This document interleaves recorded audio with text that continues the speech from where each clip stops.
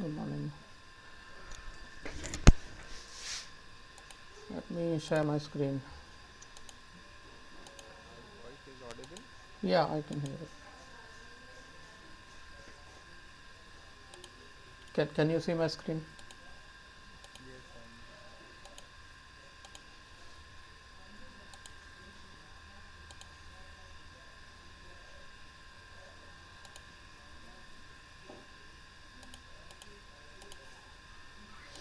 I'm. Okay, so let me come back to.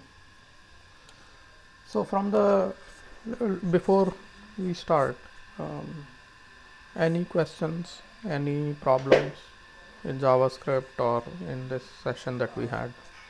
Actually, in JavaScript, hello. Yes. हाँ, in JavaScript actually आपने जो बोला था मुझे कि टर्मिनल से मैंने उस पे वीडियो वगैरह देखा था, तो उसमें जो उन्होंने जावास्क्रिप्ट पे जैसे हम अभी ब्राउज़र के थ्रू कर रहे थे, Hmm. तो उसमें उन्होंने विजुअल कोड के थ्रू दिया हुआ है। देखो, अगर मैं अपनी स्क्रीन दिखाता हूँ, अभी मैं शेयर करूँ, एक मिनट।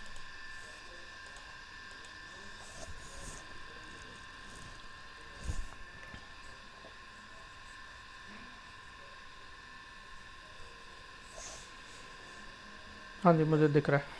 हाँ, तो जैसे ये एक फाइल बनाया मैंने मेन डॉट जेएस का, इस तरह से गेट इसमें वाले यही में फ्रूट वाले का यही नंबर दिया दे दो. हुआ है। क्या मीटिंग चल रही है?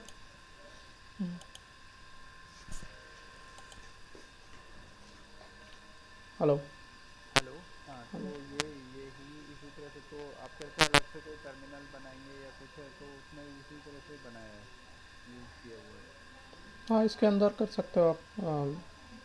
मैं नॉर्मली जो एक्चुअल नोड है वो उसका वर्जन यूज़ होता है वो ट्राई कर रहा था मैं कि वो मतलब अल्टीमेटली आपको उस नोड पे चलाना पड़ेगा, बट फॉर टेस्टिंग आप यहाँ पर भी कर सकते तो वो कैसे करेंगे, वो एक बार आपको मुझे या तो बताना पड़ेगा कि कैसे हम कर पाएंगे, क्योंकि मैं तो ये 2-3 वीडियो देखी थी, तो उसमें इसी तरह से उन्होंने सब तो विजुअल कोड में यही लेके आए थे। मैंने इसीलिए इसमें मैंने कोड एक वीडियो भी मैंने डाउनलोड किया है, एक मिनट, एक मिनट।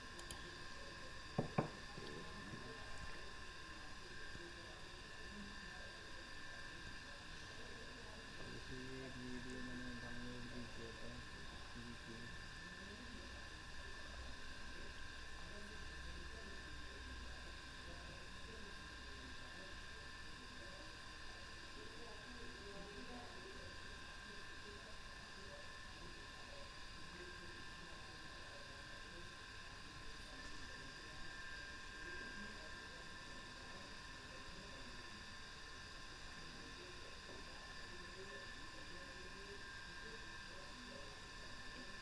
हाँ, यहाँ पर भी कर सकते हो आप. हाँ जी। इसमें भी कर सकते हो. प्रॉब्लम इसमें ये होगी कि अल्टीमेटली आपको कंसोल पे ही चलानी पड़ेगी फाइल, सो दैट्स हाँ जी, फाइन. एक मिनट। हाँ, हेलो। हेलो. हेलो। हेलो, आवाज़ आ रही है आपको? हाँ हाँ हाँ जी। मैं कह रहा था आप ये ऐसे भी कर सकते हो. अल्टीमेटली नोड जेएस पे फाइल चलानी पड़ेगी, विच इज़ फाइन. वो एग्जैक्टली ऐसे ही चलती है कंसोल जो है. सो दिस इज़ ओके. तो मैंने कहा कि कुछ और है, तो मैंने 2-3 वीडियो देखी थी, तो सब में ऐसे ही उन्होंने दे रखा था। तो मैंने एक्चुअली तेरे वीडियो मुझे थोड़ा सही सा लगा, मैं वही डाउनलोड कर रहा था।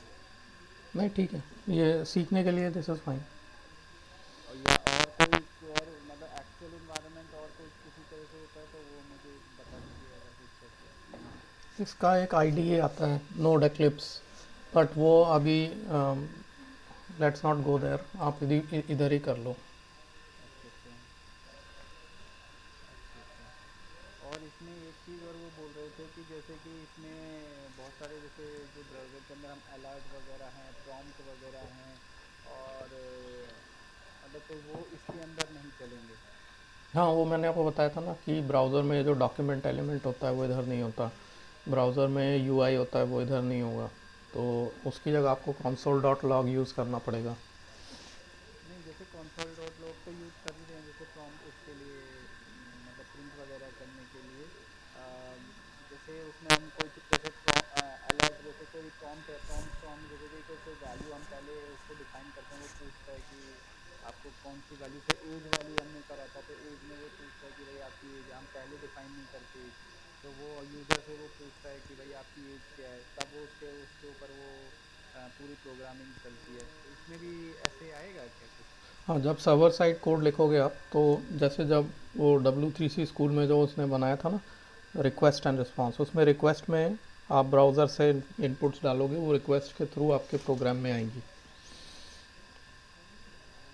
कैसे होगा वो? वो उसके वहाँ तक पहुँचने के लिए आपको एक दो प्रोग्राम पहले ऐसे ही लिखने पड़ेंगे। एच टी हाँ, टी पी एक एलिमेंट होता है, वो उससे हाँ, आपका सर्वर चलेगा। फिर क्लाइंट साइड आप एक फॉर्म लिखोगे, उस फॉर्म के अंदर जो इनपुट जाएगी वो आपके नोड प्रोग्राम में आ जाएगी। मैं आपको उसका एग्जांपल भेज दूंगा कैसे होगा। तो इन्होंने एक ये लिखा था कि आप इसको जो है HTML का फाइल लेके, जैसे ये मैंने किया ना HTML का, और वहाँ पे सोर्स डाल के आप इसको आप कर सकते हो।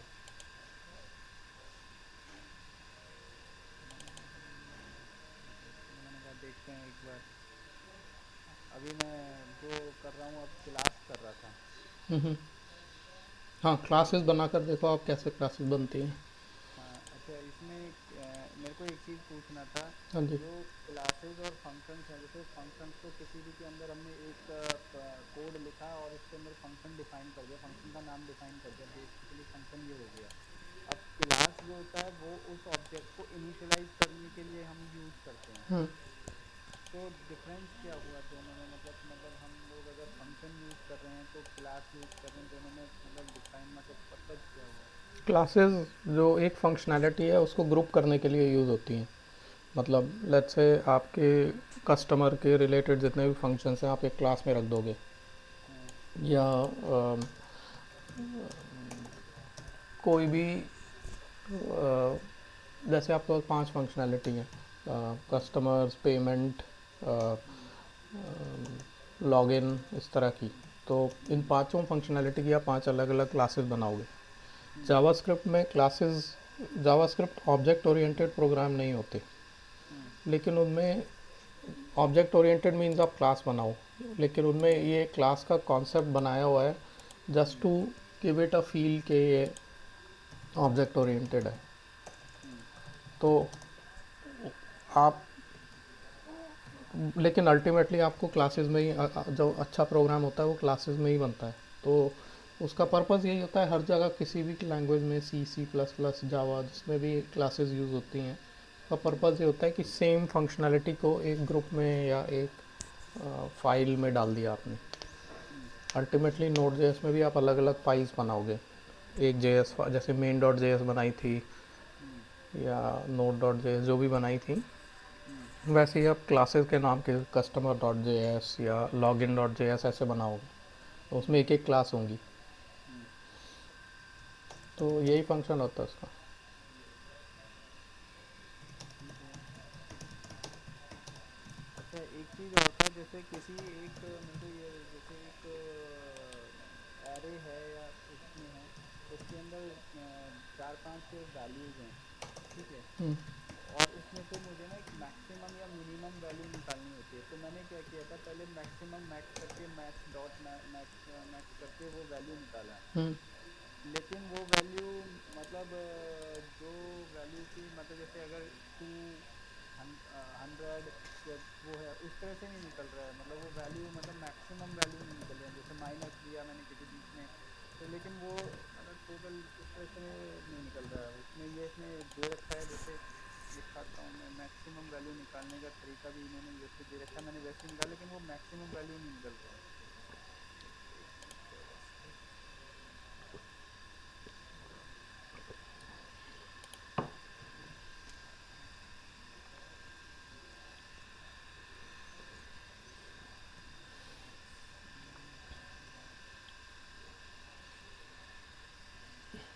वैसे आप जब तक ढूंढ रहे हो, एरे में से मैक्सिमम निकालने के लिए कोई इनबिल्ट लाइब्रेरी नहीं होगी, उसको आपको लूप करके ही लगा निकालना पड़ेगा।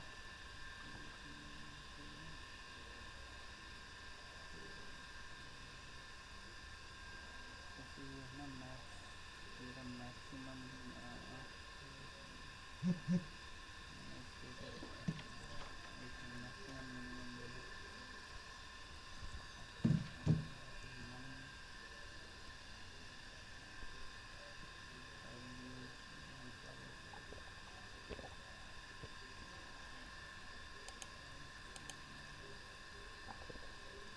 अब जैसे ये दे रखा है ना मैक्स डॉट मैक्स इस तरह से दिया हुआ है, हम्म, ठीक है, ये मैंने किया तो, लेकिन यहाँ पे इन्होंने दिखा रखा है कि ये वैल्यू आ रही है, लेकिन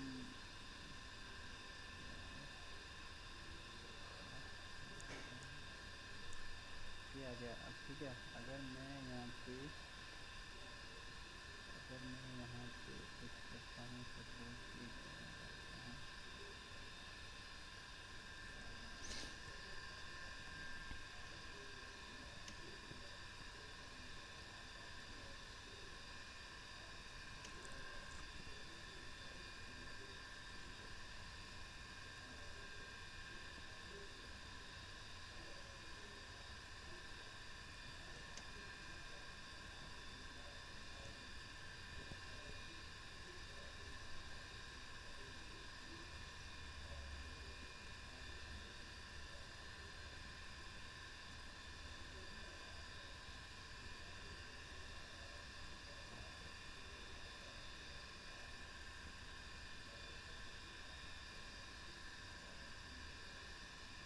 अब देखिए यहाँ तो आ रहा है ये सही नंबर, लेकिन मैं जब इस पर चलाता हूँ ना, अपने इस पर जावा कोड पे नहीं आता है, इसका उसमें दिक्कत है, दिखा दो।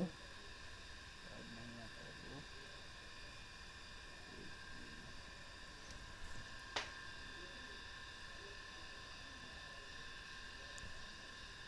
शायद मैथ की लाइब्रेरी इंपोर्ट करनी पड़ती है। इसमें अलग से करनी पड़ेगी क्या? हाँ, शायद, मेरे को पक्का आइडिया नहीं है। मैं देखता हूँ एरर क्या आ रहा है। सी प्लस माइनस सेवन,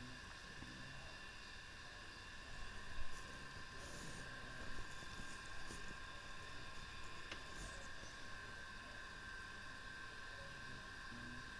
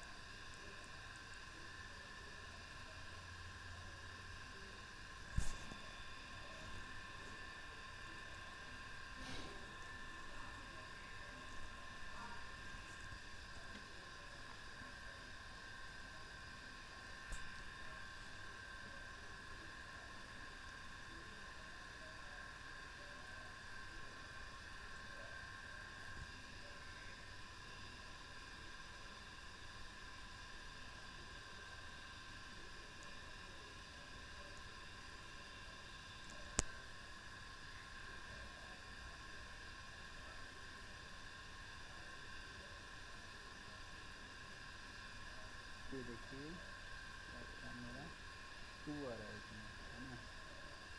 अगर मेरा क्या था, 100 भी दिया मैंने, -700 भी दिया, 3 भी दिया, और ये 2 भी दिया, ये टू। अब यहाँ पे जो है वो 2 दे रहा है।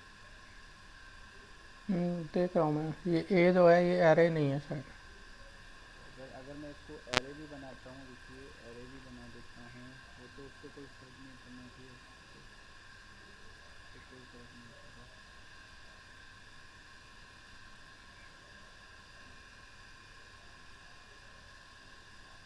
Not a number, okay.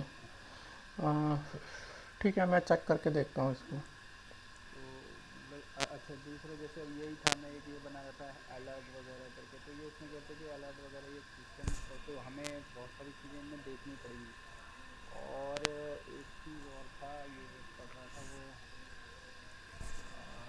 Module वगैरह, इंपोर्ट वगैरह, ये थोड़ा अभी मुझे कंसेप्ट सीखना है, वो ये अल- आपको टाइम लगेगा नोड मॉड्यूल्स करके।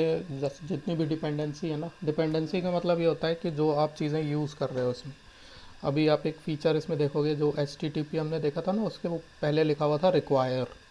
हाँ वो रिक्वायर का मतलब होता है कि ये एक अदर एक्सटर्नल लाइब्रेरी है जो कि जिसके फीचर्स हमें यूज़ करने हैं, तो वो हमें इंपोर्ट करके दो। तो पहले वो डाउनलोड करनी पड़ती हैं। वो डाउनलोड होती हैं पैकेज मैनेजर से, जिसे हम बोलते हैं नोड पैकेज मैनेजर या npm। हाँ। तो npm से वो डाउनलोड करके इंस्टॉल होता है।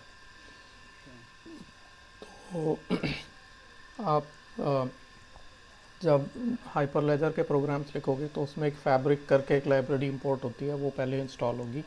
जस्ट सेम थिंग जैसे यहाँ HTTP रिक्वायर हो रहा है ना, हाँ। तो HTTP तो ऑलरेडी अवेलेबल होता है नोड मॉड्यूल्स में, कुछ डिफ़ॉल्ट ऑलरेडी इंस्टॉल्ड होती हैं। और अगर कुछ आप एक्स्ट्रा यूज़ करोगे तो उन्हें आपको इंपोर्ट करना पड़ेगा। अभी आप ये कॉपी पेस्ट करोगे तो आपको ब्राउज़र में हेलो वर्ल्ड लिखा हुआ दिख जाएगा। आप इसे चला कर देखो। इधर नहीं, इधर नहीं, उसे कॉपी करो। मतलब it will be your very first website. Hmm. देखता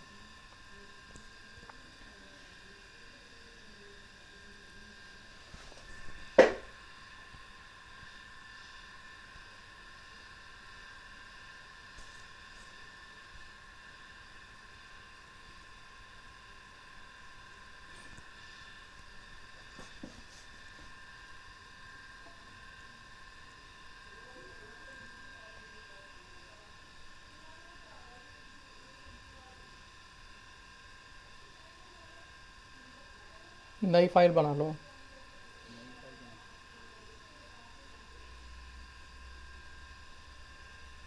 डाल दो। हाँ, अब इसको नाम। अच्छा, अब इसको नाम देना है। नाम क्या रखें इसका?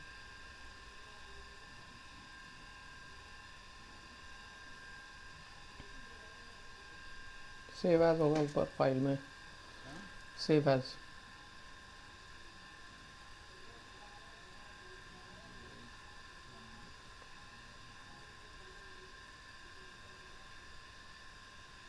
दे सकते हैं। J1.js। .js। Oh sorry. Rename हो गया क्या?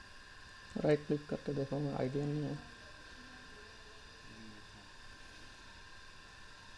हाँ।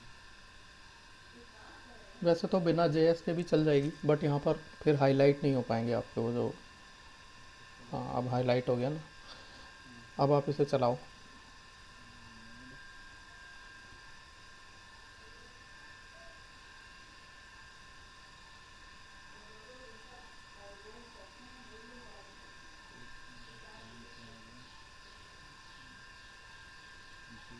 क्या होगा? J1.js। ये क्या हो गया? इसे अलाउ कर दो। ये आपका पोर्ट यूज़ कर रहा है 8080।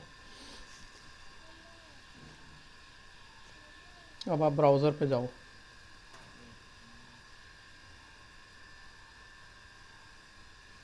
जी। और यहाँ टाइप करो ब्राउज़र पे local host 8080 local host 8080।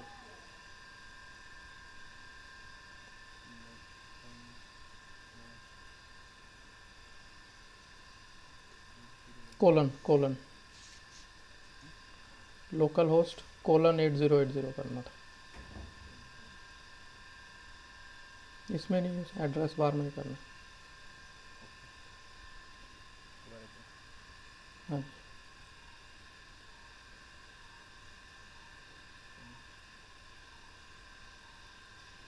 Colon. 8080। हाँ। अब ये आपकी पहली वेबसाइट है। हाँ। और इसमें अगर आपको जैसे इनपुट भेजनी होगी ना, जैसे आप कह रहे थे, वो यहाँ से जाएंगी। यहाँ पर एक टेक्स्ट फील्ड बनेगी, उसमें आप इनपुट भेजोगे। एंटर करके यहाँ पर कुछ फॉर्म होगा, वो जाएगा। यहीं पे, यहीं पे। अभी तो नहीं, मतलब हाँ। जब आपको फॉर्म सबमिट करना हो अगर आप सीखोगे तब। अच्छा तो अच्छा। वो फिर आपके J1.js में हाँ। उस कॉल बैक में, रिक्वेस्ट रिस्पॉन्स कॉल बैक में जाएगा वो। वहाँ से आपको वो इनपुट मिलेगी। तो अभी मैं सर, अभी मेरे को ये तो समझ में नहीं रहा, लेकिन मैं ना अभी जस्ट इसी के ऊपर विजुअल कोड के ऊपर ही थोड़ा ध्यान दे रहा हूँ कि भाई इसमें प्रोग्रामिंग चल जाए मेरी। तो अभी मैं यही कर रहा हूँ, तो अभी मेरी मतलब प्रोग्रेस सही चल रहा है ना कुछ? हाँ, नहीं, दिस इज गुड। अल्टीमेटली हमें यही करना है। हाँ। तो अभी तो मुझे ये अभी कुछ समझ में आया नहीं, लेकिन हाँ मैं जो जो थोड़ा थोड़ा पढ़ रहा हूँ, देख रहा हूँ, क्या चाहिए बेसिकली जावास्क्रिप्ट में वो, क्योंकि करेक्टर्स वगैरह ये फंक्शंस हैं, ऑब्जेक्ट्स हैं, हाँ, अच्छा अर्थमेटिक्स हो गए, अच्छा स्ट्रिंग्स, नंबर्स, एरे कर रहा था, ठीक है, एरे हो गया ये, ये सब कैसे कैसे वो इटरेशंस वगैरह करते हैं वो। अच्छा इनमें इनमें जैसे इनमें बहुत सारे, मैं तो यहाँ पे क्या ये लिखे थे ना, document dot gate element ID, इस तरह से लिखा था, मैं तो सिर्फ डॉक्यूमेंट डॉट राइट करके लिखता हूँ। हाँ वो तो एक ही बात है है। ना, कोई दिक्कत नहीं है ना। नहीं, अच्छा तो ये सही है, सॉर्टिंग्स वगैरह हो गया, हाँ, इसमें डेट्स वगैरह हो गया, डेट्स में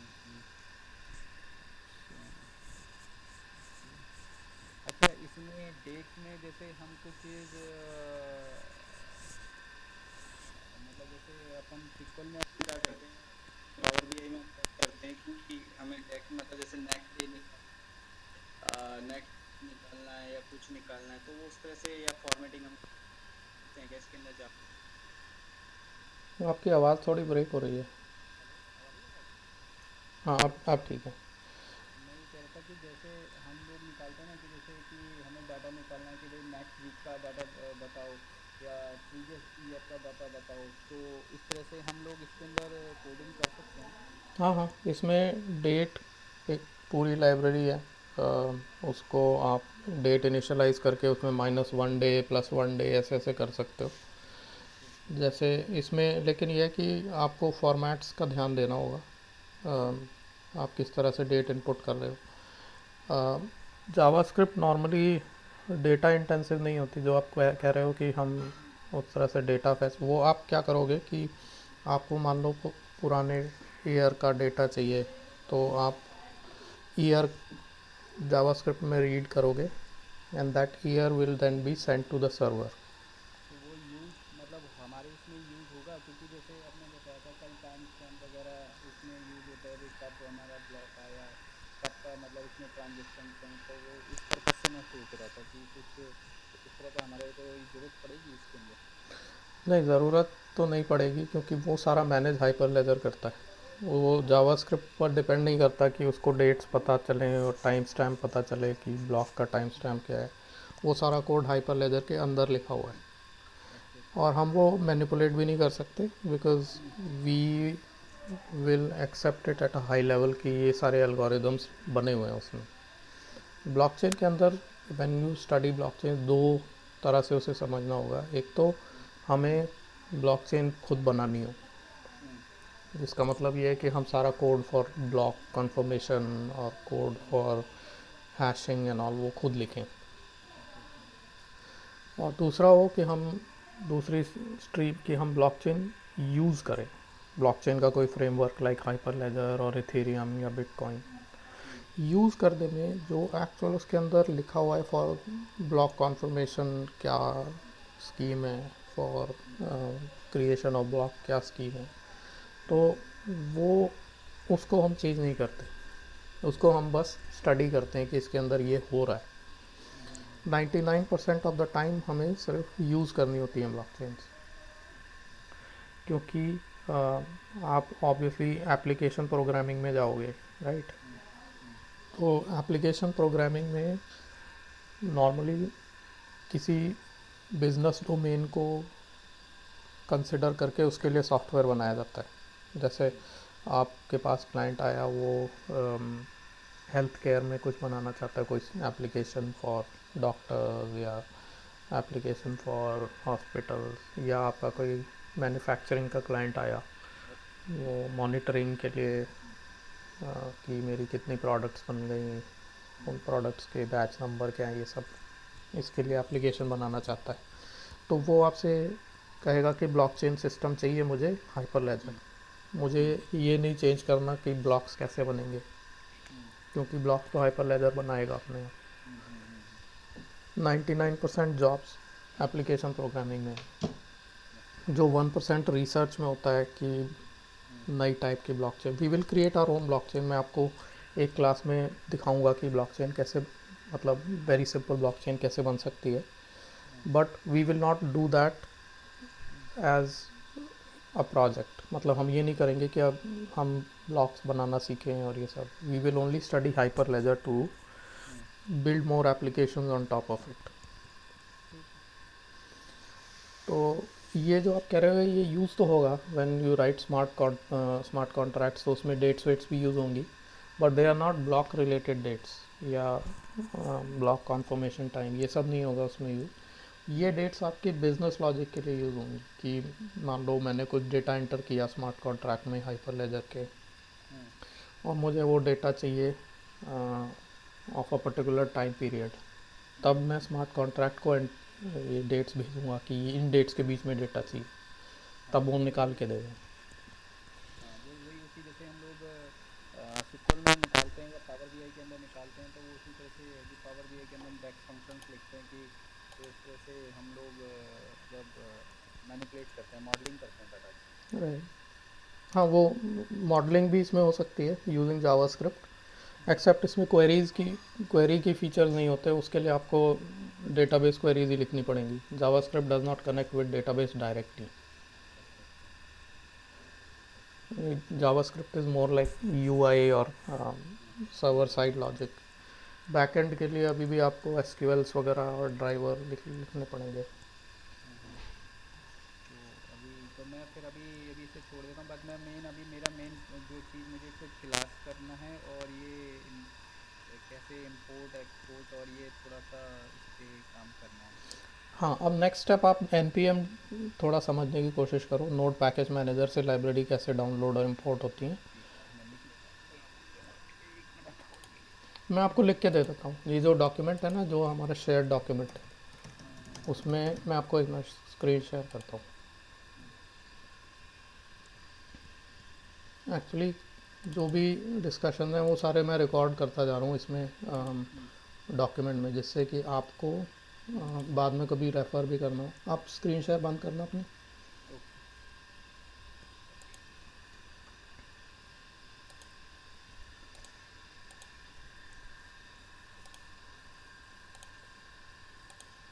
ओके। ये आज की क्लास है, ठीक है, दिख रहा आपको? मुझे तो क्या नहीं दिख रहा, मेरे ही एक मिनट एक सेकंड में बंद कर देता हूँ। नहीं, मुझे अभी कुछ नहीं दिख रहा है। हाँ एक, अब आया, हाँ आया। मैंने आपकी मैथ मैक्स वाली प्रॉब्लम भी लिख ली है कि ये सॉल्व करनी है मुझे। नेक्स्ट स्टेप्स मैं आपको कह रहा हूँ कि npm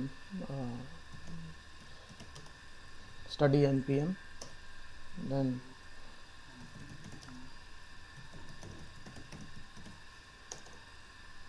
जो आप जावास्क्रिप्ट के अंदर इंडिविजुअल फीचर्स जो आप स्टडी कर रहे हो ना, वो नॉर्मली हर लैंग्वेज में होते हैं, और वो लैंग्वेज का एक रेफरेंस होता है, उसमें मिल जाते हैं। जैसे आज अगर मैं जावास्क्रिप्ट का कोई प्रोग्राम लिखना चाहता हूँ, तो मुझे ये मोर और लेस आइडिया है कि जावास्क्रिप्ट में डेट्स होंगी, जावास्क्रिप्ट में मैथ लाइब्रेरी होगी, तो वो मैं कभी भी गूगल करके उसे निकाल के लिख सकता हूँ।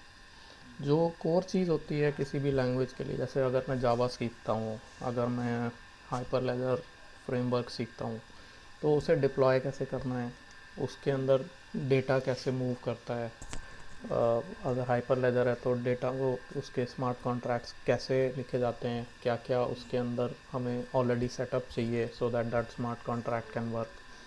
क्योंकि मुझे मोरलेस ये पता है कोई भी अगर लैंग्वेज है तो उसके अंदर 15-16 चीज़ें जैसे लूप्स, कंट्रोल स्ट्रक्चर्स, डेट्स, ये सब तो होगा ही होगा, अदरवाइज़ वो लैंग्वेज का कोई फ़ायदा नहीं है।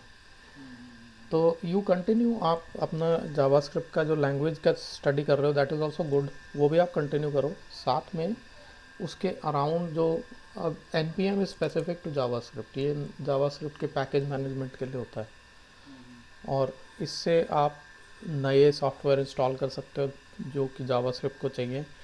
आप इससे सर्वर स्टार्ट सर्वर स्टॉप कर सकते हो, ये सब। So study this N P M also. Study npm, ये साइट पे ही जाके मतलब यूँ लिख दूँ स्टडी npm या कुछ ऐसे हाँ सर्च हाँ, करना आप एन पी एम ट्यूटोरियल कुछ भी ऐसे निकाल लोगे, वो मिल जाएगा आपको। है? ओके। और फिर एन पी एम डिपेंडेंसीज कैसे बनती हैं वो सब आप उसमें में आपको मिलेगा। माई पॉइंट इज़ कि N P M side by side आप स्टार्ट कर दो। ओके ठीक है, मैं आज से इसे भी थोड़ा सा पढ़ना चालू कर देता हूँ, इसके बाद आगे। नाउ कमिंग बैक टू ठीक है, तो जावास्क्रिप्ट का discussion we have the next step available, वो आपको करने हैं। मेरा काम है कि मैं वो मैक्स प्रॉब्लम वाली और ये सब मैं इनफैक्ट आपको एक सर्वर साइड कोड भी भेज दूंगा जिसमें आपको ब्राउज़र से डेटा एंटर कैसे होगा वो मैं इसमें लिख ही लेता हूँ।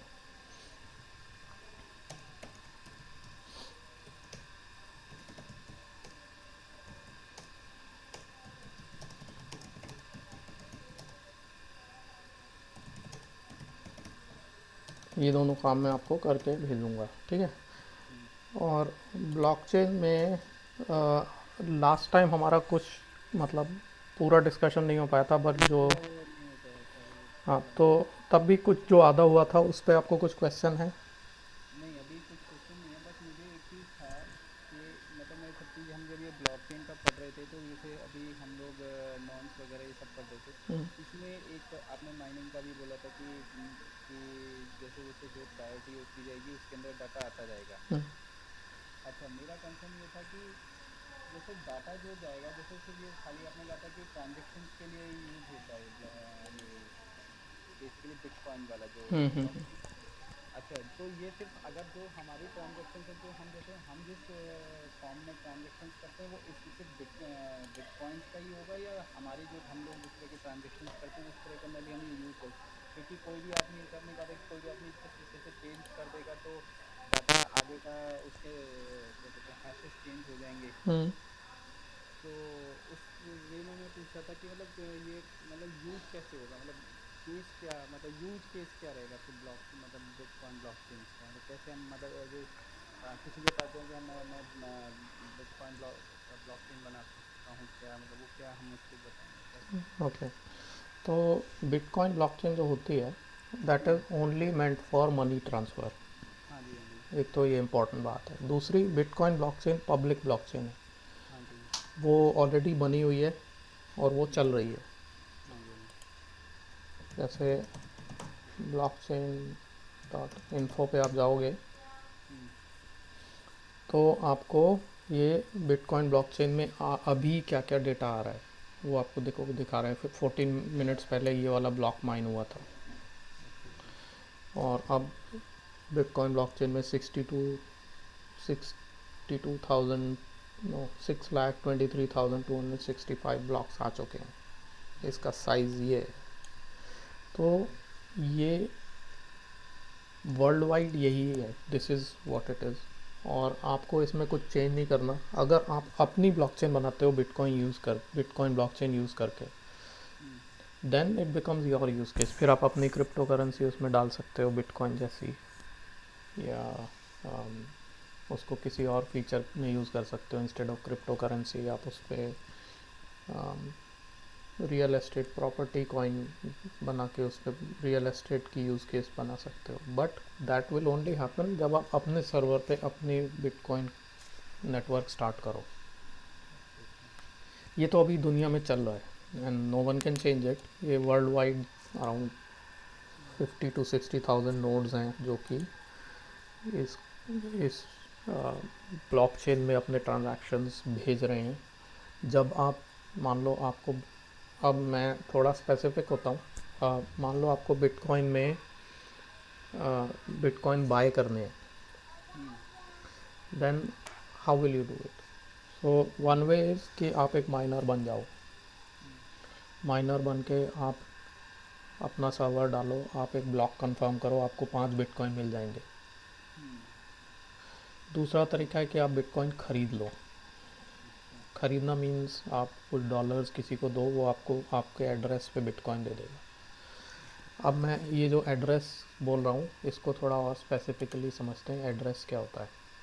हम्म, जो बैंकिंग में होता है, हम्म, एंड अभी तक हमने बिटकॉइन ब्लॉकचेन के दो फीचर्स अंडरस्टैंड किए थे। एक तो क्रिप्टो हैशेस हम्म, और दूसरा पीयर टू पीयर, मतलब ये नेटवर्क जो बन के आया है, राइट। हाँ हाँ। तीसरा फीचर होता है डिजिटल सिग्नेचर्स। जब हम डिजिटल सिग्नेचर स्टडी करते हैं तब हमारे पास ये कॉन्सेप्ट आता है कि अकाउंट और प्राइवेट की क्या होता है। अच्छा। अब जब आप किसी बैंक से इंटरेक्ट करते हो तो आपके हम्म, पास दो एलिमेंट्स होते हैं। एक तो आपका अकाउंट नंबर हाँ जी हाँ जी। और एक आपका साइन जो आप चेक पे साइन करते हो। हाँ जी। अकाउंट नंबर नॉर्मली आप शेयर करते हो, अगर आपको जैसे किसी से पैसे चाहिए वो ट्रांसफ़र करे तो आप उसको बोलोगे इस अकाउंट पर ट्रांसफ़र कर दो। हाँ जी। हाँ जी। लेकिन जब आपको किसी को पैसे देने हो, यानी आपको चेक साइन करना हो, तब आप अपना पर्सनल सिग्नेचर यूज़ करते हो जो किसी और को नहीं आता या किसी और के पास नहीं है। हाँ जी। ब्लॉकचेन वर्ल्ड में ये जो अकाउंट नंबर है इसे बोलते हैं address.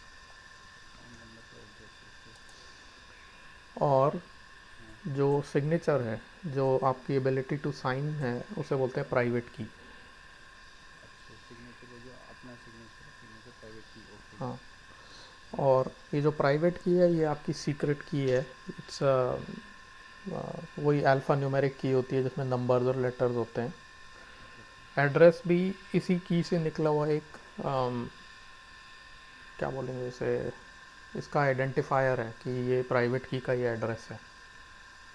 Account address, account number का एड्रेस का पता है। हाँ, और ये दोनों आपके पास होते हैं दिस फॉर्म्स योर वॉलेट। अच्छा। और इसे आप यूज़र अकाउंट भी बोल सकते हो जिसमें इन दोनों का कॉम्बिनेशन है, प्राइवेट की एंड एड्रेस। हम्म। अब बैंकिंग से अगर आप कंपेयर करो, ऑनलाइन बैंकिंग में आपका यूज़र नेम और पासवर्ड होता है। यूज़र हम्म। नेम आपका अकाउंट हो गया या एड्रेस हो गया, और प्राइवेट की आपका पासवर्ड है। अच्छा, यूज़र नेम हो गया आपका एड्रेस, मतलब बैंक का नाम। नहीं, आपका पर्सनल यूज़, जैसे आप ICICI.com में लॉगिन करोगे तो आपका एक अपना यूज़र नेम होगा ना, जो कस्टमर आईडी यूज़ करते हो आप, हाँ जी। हाँ जी। वो आपका एड्रेस है ब्लॉकचेन में, उससे आप एड्रेस से कंपेयर कर सकते हो। अच्छा अच्छा। और प्राइवेट की आपका पासवर्ड है क्योंकि वो आप किसी को बताते नहीं हो। जो आपका कस्टमर आईडी है वो भी आप नॉर्मली नहीं बताते, बट दैट्स मोर पब्लिक। आप जब फ़ोन करते हो उनको तो आप बता देते हो कि मेरा ये कस्टमर आईडी है, फिर वो कहता है कि OTP से वेरीफाई करो, वट एवर, राइट। अच्छा, समझ गया समझ गया। मतलब जो आप मतलब कस्टमर आईडी अकाउंट नंबर बताते हो, शेयर करते हो कि मुझे मेरे बैंक अकाउंट में, दैट इज़ द एड्रेस। और फिर वो हमें मतलब फिर जो लॉगिन करना है, that is the private key. Right, और वो प्राइवेट की प्राइवेट होती है, वो किसी को शेयर नहीं की जाती, बिकॉज दैट इज़ योर की टू योर फंड्स जो आपको बैंकिंग करनी है उसकी, राइट। ओके। ब्लॉकचेन में एग्जैक्टली सेम थिंग होती है। बिटकॉइन में आपकी एक प्राइवेट की होती है। अगर आपके पास कुछ बिटकॉइन है तो किसी के पास भी आपकी प्राइवेट की है, वो उसे यूज़ कर सकता है और वो बिटकॉइंस किसी को भी ट्रांसफ़र कर सकता है यूजिंग दैट प्राइवेट की। ओके। और प्राइवेट की इस तरह से दिखती है, जैसे ये आपकी प्राइवेट की इस फॉर्म में होगी। अच्छा। ये आप लेटर्स और नंबर्स देख रहे हाँ जी। हाँ जी। हो। और एक पब्लिक की होती है, will not get to that, but public key basically similar to your address. Public key कोई भी देख सकता है। पब्लिक की बोले तो अकाउंट नंबर हाँ, जैसे। जैसे अकाउंट या एड्रेस होता है हाँ। ब्लॉकचेन में। बिकॉज पब्लिक की बहुत बड़ी होती है तो ब्लॉकचेन्स में पब्लिक की का एक डेरिवेशन निकालते हैं, वो एड्रेस होता है। ओके। बट अगर आप क्रिप्टोग्राफिक टर्म्स में समझो तो प्राइवेट की और पब्लिक की के कॉम्बिनेशन से सारी चीज़ें चलती हैं। इसे बोलते हैं PKI या पब्लिक की इंफ्रास्ट्रक्चर, जिसमें एक यूज़र के पास एक प्राइवेट की होती है, एक पब्लिक की होती है। और इसको यूज़र दो तरह से यूज़ करता है। नंबर वन, यूज़र किसी भी, मान लो आपको जैसे चेक साइन करते हो हाँ। तो क्रिप्टोग्राफिक टर्म्स में वो चेक सिग्नेचर होता है कि आप डॉक्यूमेंट कोई लो और उसे डिजिटली अपनी प्राइवेट की से साइन कर दो। ठीक है। साइन करना मतलब उस डॉक्यूमेंट को आपकी प्राइवेट की से कंबाइन कर दिया और एक हैश निकाल दिया उसका। अच्छा। इसको अगर डायग्राम फॉर्म में देखो तो कुछ रैंडम डेटा, वो डॉक्यूमेंट या ब्लॉकचेन्स में वो transaction data plus your private की, इन सबको एक प्रोसेस के थ्रू निकालो, विच में बी हैशिंग, विच में बी एनीथिंग एल्स, तो एक और डेटा निकल कर आता है which is called signed transaction या साइंड डॉक्यूमेंट। ये नहीं सुना है, मैं इसमें बताता साइन। हूँ आपको। अ,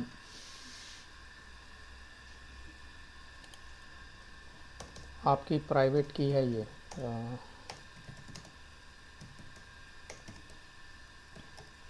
मान लो ये आपकी प्राइवेट की है, ठीक है। हाँ। हाँ जी। हाँ जी। और आपके पास एक डॉक्यूमेंट है which is may be PDF document है कोई, हाँ जी, हाँ जी। और आपको ये PDF डॉक्यूमेंट साइन करना है। साइन करना मतलब होता है डिजिटल टर्म्स में कि आप ये कह रहे हो कि ये मेरी अथॉरिटी है, बिल्कुल वही जैसे चेक साइन करना हो गया। हाँ, हाँ, हाँ।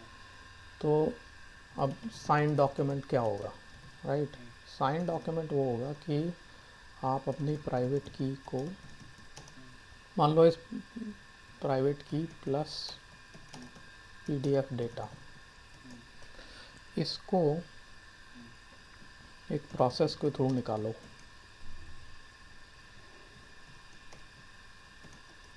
तो आपके पास कुछ डेटा आएगा। ये प्रोसेस, इसमें अभी हम नहीं जाते कि क्या होता है, but it's similar to hash process. अच्छा, अच्छा। जब इसका डेटा निकल के आएगा तो वो हम्म, डेटा एक सर्टन फॉर्मेट में होगा। मान लो अभी हम्म, आपके पास ये डेटा है, लेट्स कॉल इट डी, हम्म, ठीक है? हम्म, इसे हम हम्म, साइन ट्रांजैक्शन भी बोलते हैं, but we'll call it D, hmm, या साइन डॉक्यूमेंट बोल दो, अभी ट्रांजैक्शन में नहीं जाते। हम्म, साइन डॉक्यूमेंट आ गया। अब हम्म, ये डी जो है ये आपके किसी यूज़र के पास, किसी और यूज़र के पास गया। ओके। इस यूज़र को, ये इज़ अ वेरीफायर। मान लो आपने ये डॉक्यूमेंट टैक्सेशन का डॉक्यूमेंट है, आपने टैक्स की वेबसाइट से अपलोड कर दिया। हम्म, तो जब टैक्स की वेबसाइट वाली यानी टैक्स डिपार्टमेंट के पास ये पहुंचा, तो उन्हें ये पहले देखना है कि ये आपने ये डॉक्यूमेंट भेजा है, ये साइन किया है या किसी और ने किया है। क्या आपका सिग्नेचर इसमें मान लें हम या नहीं माने, ये उनका प्रॉब्लम है, मतलब उन्हें ये करना है। Then what they will do is they will take this D, hmm, इसको एक प्रोसेस से निकालेंगे। अच्छा। This process is opposite of this process. उससे उनके पास क्या निकल के आएगा, एक तो वो डॉक्यूमेंट और अनदर की, ये उनके पास निकल के आ जाएगा उस प्रोसेस।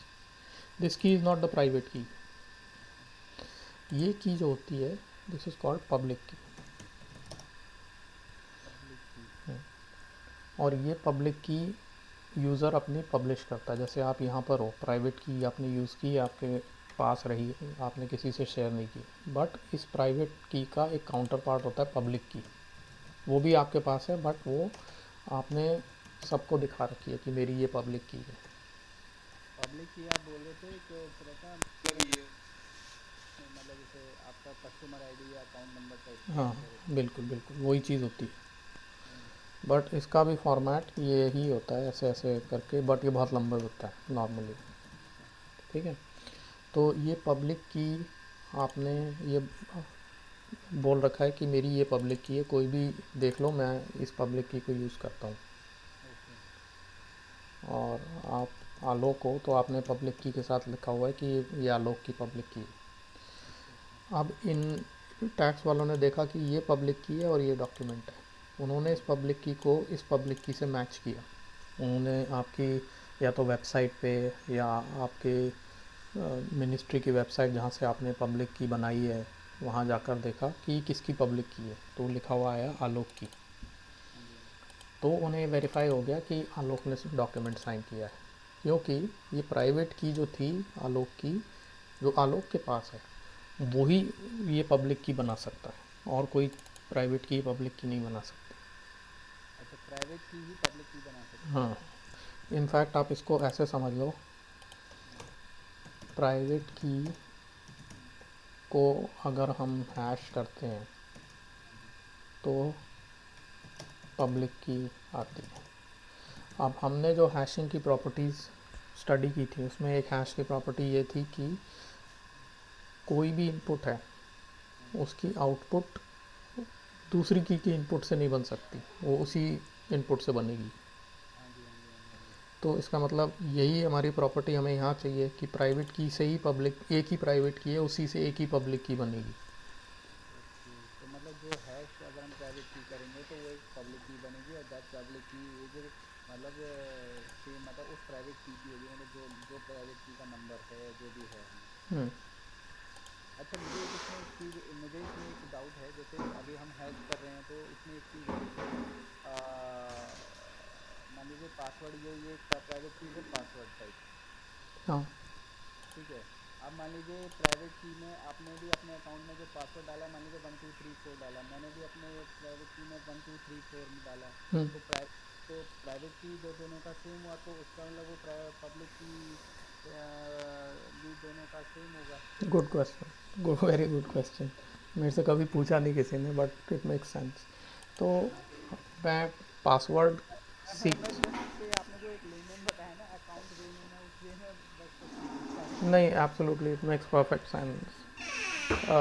जो पब्लिक प्राइवेट की बनाने का प्रोसेस है, वो वो नहीं होता, वो आप नहीं बनाते। सबसे बड़ी चीज़ ये। और दूसरी चीज़, जब आप प्राइवेट की पब्लिक की अपने लिए बनाते हो, तो वो जिस सॉफ्टवेयर से बनती है वो यूनिकनेस इंश्योर करता है। मतलब ये, जैसे ब्लॉकचेन में पब्लिक की प्राइवेट की आप बना रहे हो, तो जो एक तो ब्लॉकचेन में लेजर है, और एक उसके ऊपर जो सॉफ्टवेयर चल रहा है वो है, वो सॉफ्टवेयर आपको बना के देता है पब्लिक की प्राइवेट की। ओके। तो वो ये इंश्योर करता है कि रिपीट ना हो प्राइवेट कीज़। ओके। उसका यही काम होता है कि पूरा एल्गोरिदम इस पे बेस्ड है कि प्राइवेट की रिपीट ना हो जाए कहीं। अगर रिपीट हो जाएगी तो मेजर प्रॉब्लम है। हाँ वही फिर तो वो आपने कहा डाटा सेम ही आएगा अगर मैंने एक ही।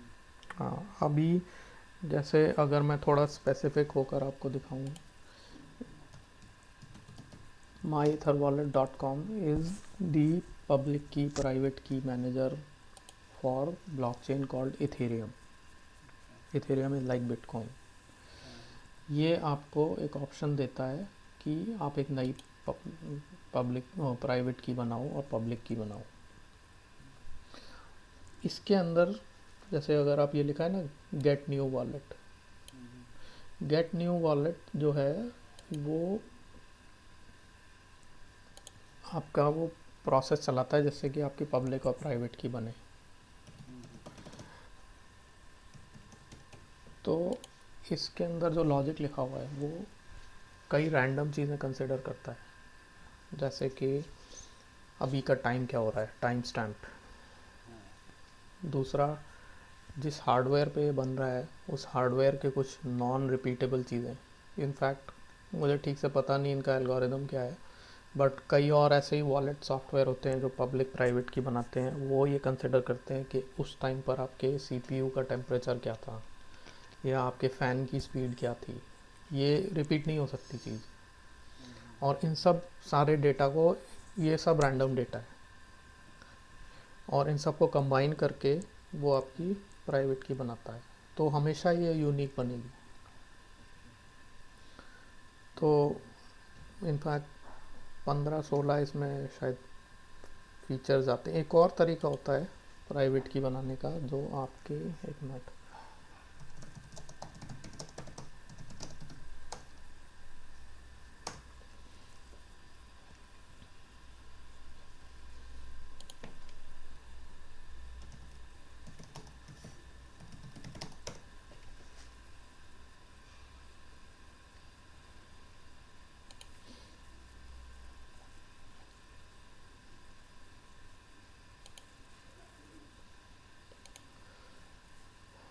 बेसिकली प्राइवेट की बनाने के लिए रैंडमाइजेशन हमें चाहिए, एक प्रॉपर रैंडमाइजेशन हो, राइट।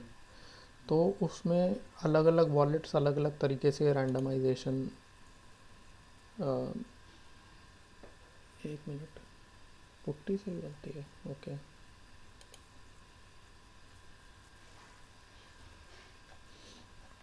एक पूरी प्रोटोकॉल है ये रैंडमाइजेशन जो मैं कह रहा हूँ ना, इसका मतलब ये है कि रैंडम डेटा जनरेट करना, राइट। इसको बोलते हैं एंट्रोपी, अच्छा। एंट्रोपी जनरेट करना। एंट्रोपी फिज़िक्स में एक टर्म होता है रैंडमनेस का, कि कितनी, थर्मोडाइनमिक्स में। हाँ थर्मोडायनेमिक्स आपने पढ़ी है। हाँ सर। आप मैकेनिकल, मैं भी मैकेनिकल में। अच्छा सर, ओके, गुड।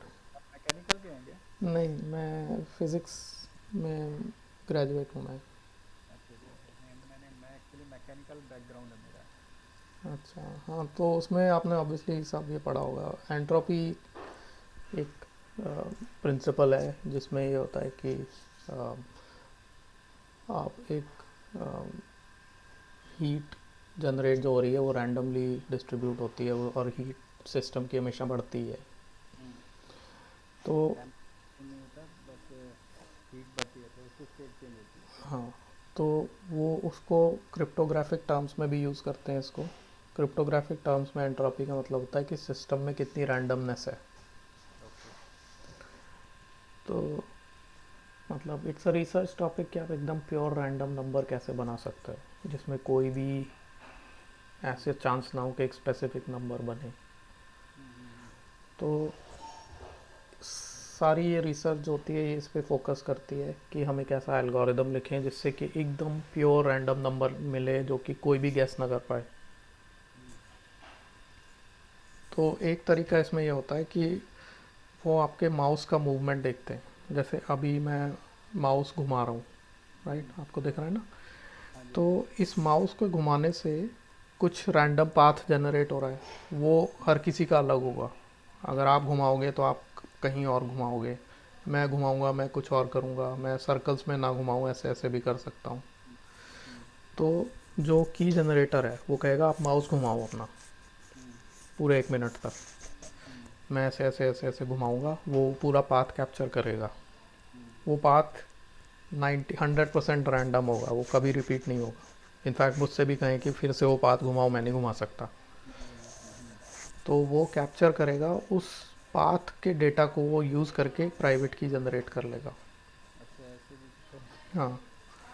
मतलब इट्स वेरी क्रिटिकल कि अब बिटकॉइंस, जैसे अगर मेरे पास 10 बिटकॉइंस भी हैं, दैट मीन्स एक एक प्रॉपर अगर वर्ल्ड हो, मतलब प्रॉपर वर्ल्ड कह रहा हूँ मैं, सॉरी, अगर बिटकॉइंस अपने प्रॉपर प्राइस पे हों, देन दे विल बी $1000 पर बिटकॉइन। अगर मेरे पास 10 बिटकॉइन हैं, that means I have $100,000, right.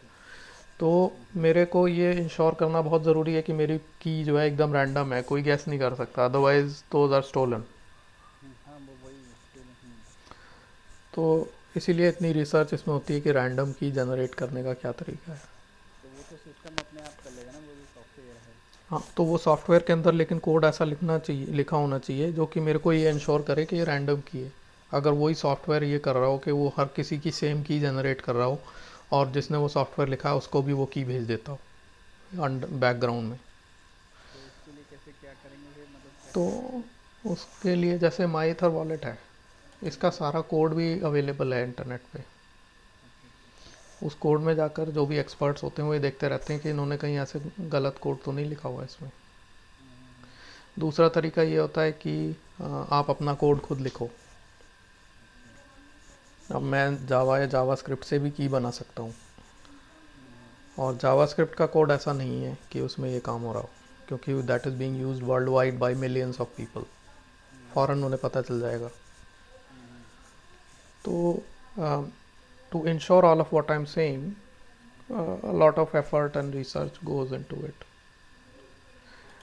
Now, coming back to our discussion, ये जो प्रोसेस है जिसमें टैक्स डिपार्टमेंट मेरी आइडेंटिटी वेरीफाई करेगा, it is very similar to एक बैंक टेलर जो मेरा चेक लेके अपने सिग्नेचर्स जो मैंने अकाउंट खोलते हुए चेक्स किए होंगे उनसे मेरा सिग्नेचर मैच करेगा। जब मैं सिग्नेचर कर देता हूँ तो जो सिग्नेचर पेपर पे लिखा हुआ आता है that is similar to my public key, लेकिन मेरी एबिलिटी जो है जो फिर से वो साइन करने की, वो मेरी प्राइवेट की है। एक मिनट, एक मिनट। आपका जो आपने जैसे यहाँ पे बनाया प्राइवेट की, जो बनाएगा वो पब्लिक की बन जाएगा, ठीक है। हाँ जी। वो सिग्नेचर एक बार थोड़ा दोबारा बताएंगे? हाँ, जैसे मैंने हैशिंग में बोला था कि प्राइवेट की के हैश से पब्लिक की बनती है, राइट। और इस हैशिंग का एक तो प्रॉपर्टी ये है that it can not be for same for two different, right. दूसरा, यूनिकनेस। हाँ, यूनिकनेस। और दूसरा ये है कि इस पब्लिक की को देख के मुझे प्राइवेट की का कुछ क्लू ना मिले, मुझे रिवर्स इंजीनियरिंग की कोई ऑप्शन ना हो। ओके। विच मीन्स कि अगर मैं इसे सिग्नेचर के टर्म्स में डिस्कस करूं तो मेरा साइन देख के कोई भी किसी को भी कॉपी करने की एबिलिटी ना आ जाए उसे, अच्छा, अच्छा, अच्छा, अच्छा। है ना। ऑल्दो सिग्नेचर्स में ऐसा नहीं होता, देख के लोग कॉपी कर सकते हैं, बट उसके पीछे स्पिरिट यही है कि जैसे मैं साइन जो मैंने किया है वो मैं ही हमेशा कर पाऊँ, कोई और ना कर पाए। तो ये एबिलिटी जो है that is my private key, right. अगर आप इनको कॉन्सेप्ट्स को कंपेयर करो तो the ability to sign same wherever, cheque पे, टैक्स रिटर्न पे, that is my private key, that will always stay with me. But once signed then जो दूसरा उसे कंपेयर कर रहा है वो हमेशा उसके पास जो भी रिकॉर्ड है उससे मैच करता है, वो मेरी पब्लिक की है क्योंकि वो सबको दिखेगा, राइट। तो ये कॉन्सेप्ट है पूरा पब्लिक और प्राइवेट की का। नाउ जैसे with this concept in mind, blockchain में इस तरह से यूज़ होता है कि जब आपके पास ये ट्रांजैक्शन बन गया, मान लो आपको, अब let's come to the transaction, what is the transaction. We just have 5 minutes but मैं आपको एक एंड टू एंड चीज़ समझा दूंगा। एक ट्रांजैक्शन बेसिकली बिटकॉइन के टर्म्स में एक तो फ्रॉम एड्रेस होगा, मेरा एड्रेस कि कौन बिटकॉइंस ट्रांजैक्ट करना चाह रहा है, एक टू एड्रेस होगा किसको देने हैं। बिटकॉइन ब्लॉकचेन में बेसिकली ट्रांजैक्शन यही हुआ कि मुझे अपने बिटकॉइन किसी को देने हैं, और कुछ हमेशा यही ट्रांजैक्शन होते हैं, और कुछ ट्रांजैक्शन नहीं। रिसीव करने वाला जो होगा वो उसका ट्रांजैक्शन वो होगा कि वो जिसमें टू एड्रेस मेरा आ जाए, और अमाउंट होगा और टाइम होगा। These are the elements of a transaction. ये ट्रांजेक्शन्स मैं कर रहा हूँ, मैं अपने एड्रेस से दूसरे के एड्रेस पे कर रहा हूँ, हाँ, जैसे मैं आपको कर रहा हूँ तो from address is from my account to your account to address पे। राइट। तो और आपके आपके एंड पे क्या आएगा वो? मेरे एंड पे कुछ नहीं आएगा, मेरे अपने एड्रेस पे क्रेडिट हो जाएगा। नहीं आप नहीं, मतलब रिसीविंग का कुछ जैसे जैसे बैंक का लेजर बनता है क्रेडिट की, भी मैंने अपने एंड से किसी को क्रेडिट कर दे तो मेरे एंड पे डेबिट हो जाएगा, आपके एंड पे वो क्रेडिट हो जाएगा। हाँ, तो एक सेंडर है, उसका एड्रेस बिटकॉइन ब्लॉकचेन पे ये है। एक रिसीवर है या रेसिपिएंट बोलो, उसका एड्रेस ये है। एक ट्रांजैक्शन है, उसमें पहले तो ये आएगा, फिर ये आएगा, अमाउंट ट्रांजेक्शन। फिर ये आएगा, 3 बिट लेट्स से 30 बिटकॉइंस और टाइम स्टैम्प। ये एक पूरा ट्रांजैक्शन है, मतलब लो लेवल पे ट्रांजैक्शन डेटा ये है, ठीक है। नाउ इस ट्रांजैक्शन को, जैसे मैंने ये लिखा है, ये एक एड्रेस है, ये एक एक्चुअल लेजिटिमेट बिटकॉइन एड्रेस है, ये एक एड्रेस है, और एक ये है, ये टाइम को डिनोट करता है आई थिंक, और ये 200 अमाउंट है, ठीक है। इसको आप पूरे को हैश कर दो, हैश विद माई प्राइवेट की। द सेम प्रोसेस जो कि आपने इधर किया है, मतलब वेरी सिमिलर टू ये वाला प्रोसेस। जब आपने ये कर दिया तो let me come back, it's like this. आपने कुछ रैंडम डेटा लिया, प्राइवेट की ली, और ट्रांजैक्शन डेटा वही जो आपने टू और फ्रॉम था, सबको एक हैशिंग प्रोसेस के थ्रू एक साइन ट्रांजैक्शन बना लिया। वो हैशिंग प्रोसेस प्योर हैशिंग नहीं है, वो this is something different, but वो इट्स सिमिलर टू हैशिंग। हमें इस हैशिंग से 3-4 चीज़ें करनी है, मतलब इस हैशिंग की प्रॉपर्टीज़ ये हैं कि एक तो मेरी प्राइवेट की ना मिल जाए उसको अगर हैश देख के, सबसे इम्पॉर्टेंट चीज़। दूसरी इम्पॉर्टेंट चीज़, जब उसको अनहैश करता वो, तो उसको एक तो ट्रांजैक्शन डेटा मिल जाए और मेरी पब्लिक की मिल जाए, क्योंकि his purpose at blockchain side या टैक्स डिपार्टमेंट साइड, एक तो उसे मेरा डॉक्यूमेंट देखना है कि मैंने क्या साइन किया है, और दूसरा मैं कौन हूँ। मैं कौन हूँ उसे मिलेगा जब उसे पब्लिक की मिल जाएगी, और डॉक्यूमेंट मुझे उसे मिलेगा जब वो साइन डाइजेस्ट से वो डॉक्यूमेंट निकाल सकता है, निकाल पाए। डाइजेस्ट भी बोलते हैं उसे, जो आपने साइन किया है ना data, this is also called digest. Hashing में भी जो आउटपुट निकल के आती है उसे भी डाइजेस्ट कई बार बोलते हैं। तो अब जो टैक्सेशन में होता है उसमें तो बहुत बड़ा डॉक्यूमेंट होता है, वो डॉक्यूमेंट कई बार अलग से भी भेजते हैं, बट ब्लॉकचेन में ये साइन ट्रांजैक्शन में ही ट्रांजैक्शन की डिटेल्स भी होते हैं, because I have hash the transaction, तो वो एक लिमिटेड लेंथ का बन जाता है। तो ये ब्लॉकचेन साइड पर हो रहा है। ब्लॉकचेन सॉफ्टवेयर ये करता है, वो देखता है कि जो साइन किया है उसकी पब्लिक की क्या है, और वो देखता है क्या डाटा साइन किया है। तो ये ट्रांजेक्शन डाटा, तो जैसे आपने बताया था कि ट्रांजेक्शन डाटा जैसे जैसे जो आपने बिटकॉइन भेजे, मतलब 200 बिटकॉइंस आपने भेजे, that is transaction data. Right right. ठीक है, और पब्लिक की जो है वो प्राइवेट की से जनरेट हुई तो वो आपकी पब्लिक की होगी। हाँ और साइन ट्रांजेक्शन हो गया कि आपने फ्रॉम एड्रेस टू एड्रेस किसको भेजा है। हाँ। तो अब नहीं, साइन ट्रांजैक्शन वो सारा उस ट्रांजैक्शन डेटा के अंदर है, फ्रॉम टू एन अमाउंट। तो साइन ट्रांजेक्शन जो आपका ये है, ये साइन ट्रांजेक्शन क्या है ये? ये यही साइन ट्रांजैक्शन मतलब इस फॉर्म में आएगा, जैसे जब आप साइन करोगे हाँ, प्राइवेट की हाँ, plus data. T x data plus हाँ, सम रैंडम स्टफ, हाँ, तो इससे जो डेटा निकल के आएगा it will look like this. Hmm, ये पूरा हम्म, ब्लॉकचेन के पास जाएगा। अच्छा। ब्लॉकचेन सॉफ्टवेयर वो इसको हम्म, अनहैश करेगा। ठीक है जी। अनहैश है, दो भी प्रोसेस है जो बोलते हैं। हम्म, उससे इसके पास निकल के आएगा टी एक्स डेटा हाँ जी। प्लस पब्लिक की। हाँ जी। टी एक्स डेटा से उसे पता चलेगा कि क्या डेटा है, किसको भेज रहे हैं, कितने बिटकॉइंस, और कौन भेज रहा है। हम्म, कौन भेज रहा है उसे पता चलेगा पब्लिक की से। हाँ जी, हाँ जी। पब्लिक की से उसे पता चल गया, अब उसको अपना ब्लॉक का ट्रांजैक्शन बनाना है। तो वो ये कहेगा कि जिसने साइन किया है, सॉरी पब्लिक की, ये public key is very similar to address, आप इसे एड्रेस ही मान लो। हाँ जी, हाँ जी। तो जब ट्रांजैक्शन बना तो उसमें वो टू में डालेगा जो एड्रेस आया उसके पास, हम्म, सॉरी पर फ्रॉम में डाल ट्रांजैक्शन डेटा टू, ये फ्रॉम, सॉरी फ्रॉम। फ्रॉम आपका एड्रेस आ जाएगा, हम्म, इसने भेजा है। वो इस ट्रांजैक्शन डेटा के अंदर से आपका फ्रॉम एड्रेस नहीं निकालेगा, वो आपकी पब्लिक की से निकालेगा, क्योंकि ठीक। ऑब्वियसली कोई भी कुछ भी डाल सकता है उसमें फ्रॉम में। हम्म, फिर वो डालेगा कि टू, वो निकालेगा टू, वो उसे ट्रांजैक्शन डेटा से मिल जाएगा which is another address, and then amount. ठीक है। और ये पूरा वो एक ट्रांजैक्शन बना देगा, लेजिटिमेट बिटकॉइन ट्रांजैक्शन। फिर ये ब्लॉक का पार्ट बनने के लिए रेडी है। अच्छा। और जब वो ब्लॉक का पार्ट बन जाता है फिर वो वही माइनिंग का प्रोसेस स्टार्ट हो जाता है। Okay. So this is the whole signing process. अच्छा। अब we will stop here. Next मैं इसको प्राइवेट और पब्लिक ब्लॉकचेन्स क्या होती हैं, what is bitcoin and what is Hyperledger in terms of features and what is the relation, ये discuss करूँगा। There are some limitations in bitcoin which is why we have Hyperledger या Ethereum, जो कि smart contracts होते हैं। So that will discuss in the next class.